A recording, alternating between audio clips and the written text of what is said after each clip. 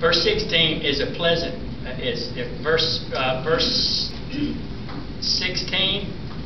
If I got verse 15, then I skip verse 16. Verse 16. 1 Kings 10:22. Who has that? 1 Kings 10:22. Richard, you want to find that?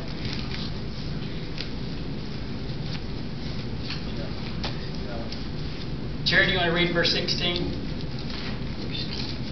Kings 10:22. No, read Isaiah 2:16. Richard's going to read 1 Kings 10:22. 2:16. Yes. And upon all the ships of Tarshish, and upon all pleasant pictures. Now, Isaiah gives an illustration. To us, it don't mean a thing, right? We have no clue what the ships of Tarsus has, do we? So I read 1 Kings 10:22, Richard. The king had at sea a navy of... Read it, I can't hear For you. the king had at sea a navy of the Tarshish with the navy of Hiram. Once in 3 years came the navy of Tarshish, bringing gold and silver, ivory and apes and peacocks. And read that verse 16 again, Charity. And upon all the ships of Tarshish, and upon all pleasant pictures. What's going to come upon them? What's going to come upon them? What's going to come upon them? The day of the Lord. The wrath of God is going to come upon just what he just finished reading. Look at Numbers 33:22, Richard. I don't care how much gold you have. I don't care how much treasure you have. I don't care how many ships you have. I don't care how big your navy is. The wrath of God is going to come upon you. That's what he was telling Israel. Right. Richard 23 and 22. Numbers 33:22. 33:22. Yes.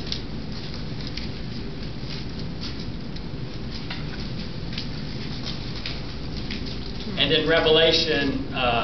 And they journeyed from Bob, Revelation 18:11. You can preach a sermon on that if you want to. Rizah and pitched in Kehelathah.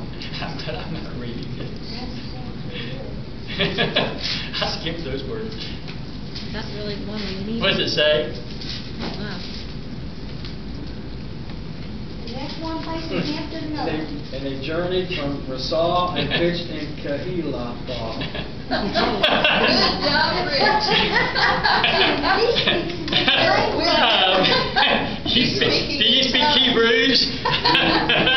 That is good. Revelation 18:11, Bob. Good to have you tonight. Revelation 18:11. Revelation 18:11. He said you could preach a sermon on that one. He probably had preached that. Yeah. And the merchants of the earth shall weep and mourn over her.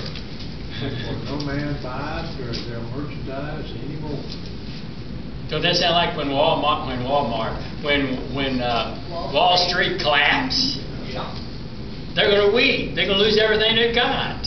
All your security was in our money and our wealth and our stock. And God said the times are going to come, they're going to lose it all.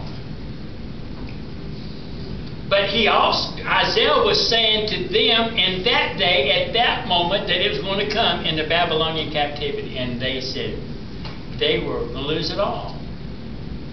And it was a warning then, and God said this is just a prelude to what's going to happen in the future, because they did not learn their lesson in the Babylonian captivity. When the captivity was over, when the 70 years of captivity was over, and they were given the liberty to go back to Jerusalem to start a whole brand new series, how many went back? Few. Very few went back. Nobody wanted to go back.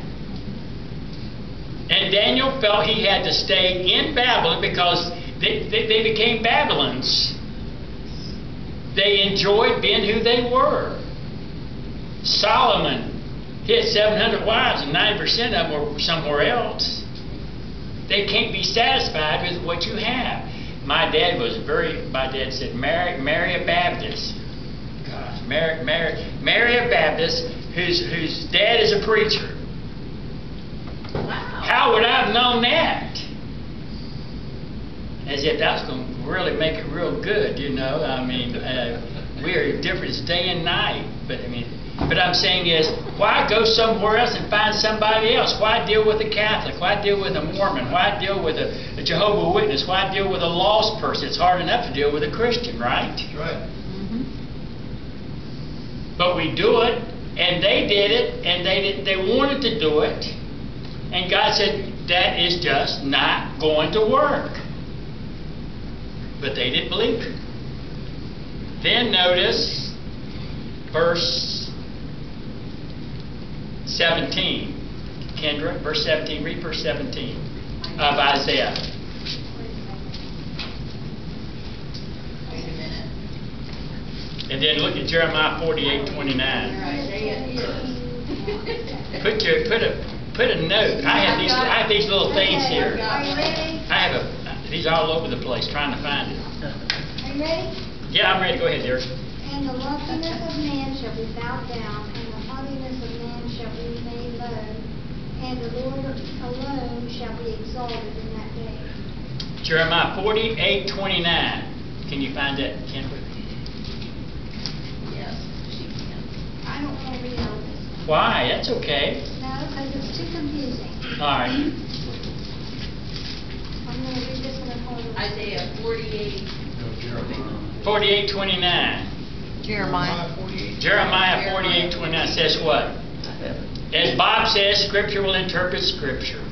We Yes. have heard the pride of Moab. He is exceeding proud. His loftiness and his arrogancy and his pride and the haughtiness of his heart. Doesn't God know the heart of a man? And they puff themselves up against God, and we can't fight against God. Man, I'm reading 1 Kings, and sometimes God says He confused them. In one fight, the enemy, Israel, goes against this country, and God causes something to happen, and the enemy thought they saw something, and they started to turn on themselves, and they killed each other. Isn't that weird? But God says the day's going to come that your pride and your force, something's going to happen. Look at verse 18. Verse 18, Brooks. Which was Isaiah 2:18. 2:18. Moore, is that your last name?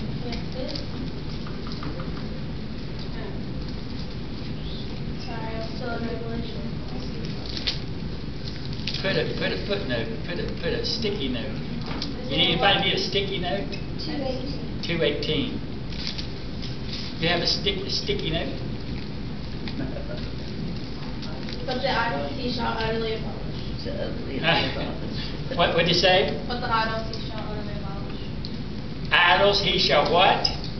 Utterly abolish. What do you think that means? When you What's that mean? destroy them. Are they going to be any left? What's an idol? Anything that distracts you from God. Anything? That distracts your love for God. Or your Give me an illustration. money, could be success, could be lots of it. You could lose your success. That's a good thought. You could lose your success. You could lose your company. You could be a CEO of J.C. Penney's, Do and your job, yeah. you could lose your job because you got proud and lifted up. It's going to happen to nations, and God's going to destroy all idols. Zechariah 13, is that the word? Ezekiel. Ezekiel 13:2. Well, 36:25. 36:25, you have it? Yeah. Good girl. Then will I sprinkle clean water upon you, and ye shall be clean. From all your filthiness and from all your idols will I cleanse you. That's cool, isn't it? Charity and I almost lost our the cable. The church says, "You think we can live without the cable TV?" I thought, wouldn't it be cool just not to get up and we're in such a habit of wanting to watch watching something on TV to kill our time, while we're relaxing. One day there's not going to be any TV. What are we going to do then? Probably what we need to be doing. We're not going to be sitting around idle.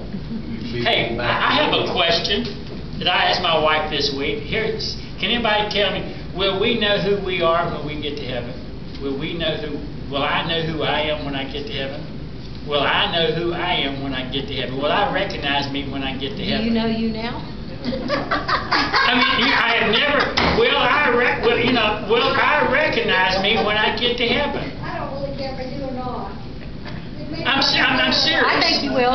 I mean, now for instance, what will I know of myself when I get to heaven? There are a whole lot of things I don't want to know about myself when I get You're to only heaven. gonna know the good stuff then. You just know all the good stuff. Yeah. Why do you think that? I mean, why? Because that's Will I know any? Huh? That's a heavenly But when place. it's good stuff to you, may not be good stuff to somebody else. Well, it's whatever God thinks is good. I mean, what I'm saying is, I'll have a different body. And that I'll look in the that'll mirror, be good. and I mean, for us, Hey. not for you. I spend a lot of time on this body. I'll talk about the rest of it. I'm just talking about all of it. But I mean, really, will I reckon I'll be so perfect? I'll have a love of God. Then you won't recognize Will I yourself. recognize me? And We won't recognize surely ourselves. not. No, we can't. Is that Kendra? Wow, Kendra, you're here on Sunday morning. Wow, that's amazing. We're not gonna care. I'm sorry, I won't teach you anymore. We're not gonna care. You have grandkids to take care of. I'm sorry. We're not gonna care. But I mean, Charles? yes, I mean, seriously, I mean, that's a serious question to ask. Uncle Do Bob's gonna answer. you look in the mirror every day? All of us look in the mirror every day. Can you explain what you look like? Do I look at myself? Can you explain what you look like? Just describe what you look like when you've looked in the mirror. In other words, I'm going to describe a person who has just robbed my house, can I describe how he looks like? No, we're talking about you. You look in the mirror every day. You look in the mirror and see yourself every day. No, I do this. I'm sorry. Can you describe Right. what you look like? Like I'm short and yeah. If I'm describing myself, I'm going to describe my wife. No, you got to describe yourself. You are a good-looking. Brilliant. Yeah, there you are. Good-looking. I'm brilliant, smart. Gray-haired. I'm brilliant. No, wait a minute. Am I going to? So the point being is, Bob. Well, Are you there's a talking? scripture that says something that we About look looking in the mirror, and then we don't behold really their know face. what we see. So am I looking at myself, how I look on my appearance, or do I really see me? You see I'm you just or your saying, heart? It's very difficult to explain what you look like. Did you know there is a disease that people cannot recognize faces? And this one man said that I looked in the mirror and I apologized to him because I didn't know who he was.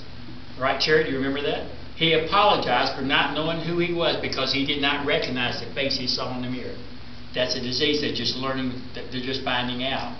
And they were showing pictures, and this woman could not recognize her own daughter. The memory of her own daughter, she could not recognize the face.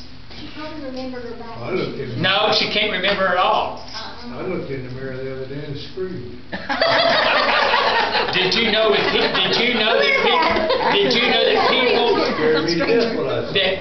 that people have Alzheimer's do not recognize themselves Oh yeah, in the mirror? absolutely. No, they don't. They actually usually see themselves younger when they're back when they This were one young. lady that I worked for, they had to bring, she would not come to dinner until they brought a mirror. And in the mirror, she was talking to that person in the mirror, and she would come to dinner to eat, and she would sit down and talk to that person in the mirror because she thought it was somebody else.